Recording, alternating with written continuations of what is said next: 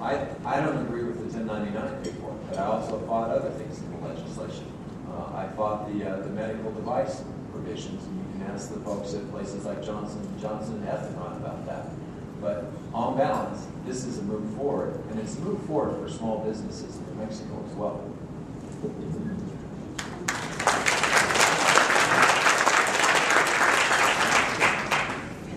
I'm a small business owner, and I don't like the bill. And I think a number of you out in the room have that same uncertainty with what's going on. And I guess I don't know how to say it any different other than the President's finally, and his administration has finally come to the conclusion that it is a tax that we have with this health care bill. Something else I'd like to just throw in there is that we've taken over the student loan program that came with the health care bill. And the problem that we have in this country and in our Congress is rather than having a 5-page simplified solution to our challenges that we face, we come up with a 2,800-page healthcare monstrosity. But when they go to actually submit it in the congressional record, they put 3 pages on 1 page.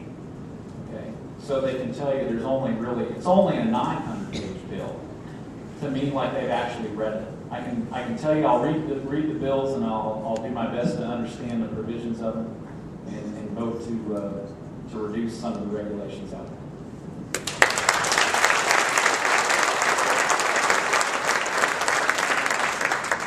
Okay, we're going from healthcare topic to a little more calmer topic.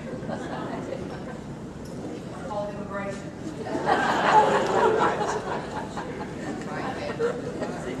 And the first question will go to Congressman Heinrich. We have 2 minutes, and the other gentleman has 1. And the question is, according to most long-range projections, the United States faces severe worker shortages and high and low-skilled jobs, which could severely hamper the U.S. economy if not addressed properly.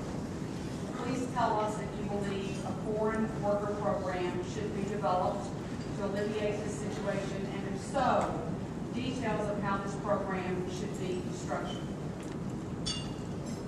Well, there's no question that this is one of the big issues, I think, of this election cycle. And immigration reform is something that's been long overdue at the federal level. We're seeing people approach it at the city level, state level, because some folks in Washington, and I am not one of them, aren't willing to stand up and address this issue head on, including the issue of the workforce issues that we have both in agriculture and in the high-tech field.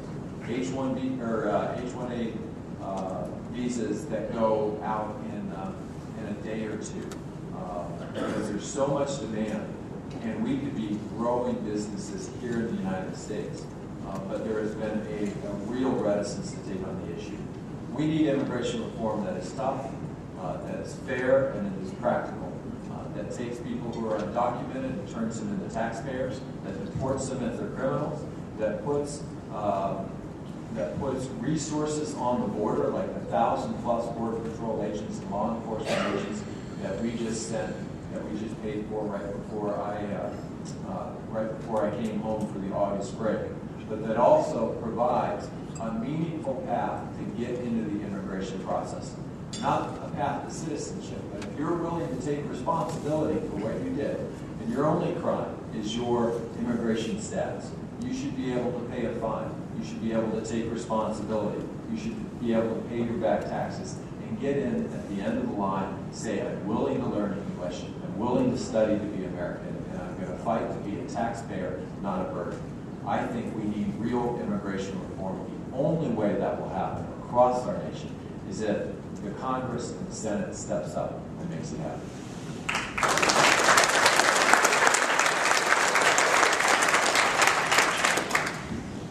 Let me directly answer the question. I do support a temporary guest worker program that's workable, that's usable, and yes, that's humane. We have to recognize the people that are in this country, by and large, and this is maybe where I break ranks with many conservatives. I happen to believe in the goodness of many of the immigrants that are here in this country. They contribute to this economy in many ways. As we speak, in the 100-degree weather in Yuma, Arizona, or Central Valley of California, people are doing hard and good work, and it's tough, and they're living under tough conditions. So I do support a workable, usable, and viable guest worker program. Mr. Heinrich, I'm not sure I heard that directly as an answer. I assume is that the case? I Yes or support no? more visas for agricultural workers and substantially more visas for high-tech workers. Okay. I still wasn't clear on the answer about a temporary guest worker program. I do agree with the H-1B visas. That being said, we do need a secure border. We do need to make sure that we are taking care of our borders. Border security is indeed important. Every airport, seaport, port of entry, northern and the southern border have to be secure. But we do need that fine balance as we talk about immigration reform. But immigration reform, first and foremost, has to start with border security. Thank you.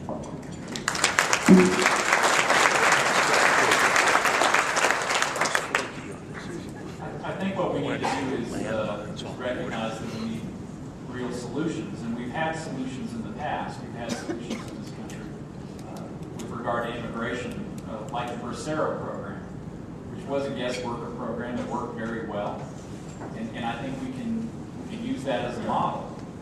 But the thing that, when you hear the word comprehensive, doesn't the word amnesty just kind of run right through your mind that that's what you're really trying to achieve? We're a nation of laws. And if we don't stand up and enforce our existing laws, and as a congressman, my job is to make sure that Immigration and Customs Enforcement Agency does their job. It's to make sure that we don't have wilderness areas along our border that our Border Patrol agents are not allowed to go in and work. It's my job to hold the president accountable for his constitutional responsibility to secure our borders. And we can do all the above. We have the solutions, and it can be on a 5-page document, not 2,700 pages.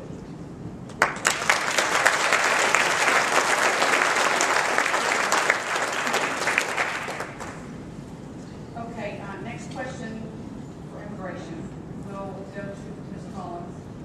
We'll have 2 minutes and the other two, 1 minute. The 14th Amendment to the United States Constitution guarantees that most people born in the United States are guaranteed U.S. citizenship. Currently, all children born here are guaranteed automatic citizenship, regardless of their parents' legal immigration status. Please tell us whether or not you would support a constitutional amendment to change this outcome for children of illegal immigrants or others, and why. Amending the Constitution is a major step. I don't think we need to do that. The law of the land right now is if you're born in this country, then you're a United States citizen. But what's conveniently forgotten is that the mother is here on our soil, and laws have been broken. And for some reason, we're giving a pass to the breaking of our laws. I think we can write legislation that clearly states that you are a United States citizen if you're born on this soil, and your parents are on the legal, responsible path to becoming a citizen within the law. But we have to recognize that we're going bankrupt as a country with regard to the costs that we're imposing. And we're doing this to ourselves. And so the solution is not necessarily a constitutional amendment, in my opinion. I think we can write legislation, we can enforce existing laws, and we can solve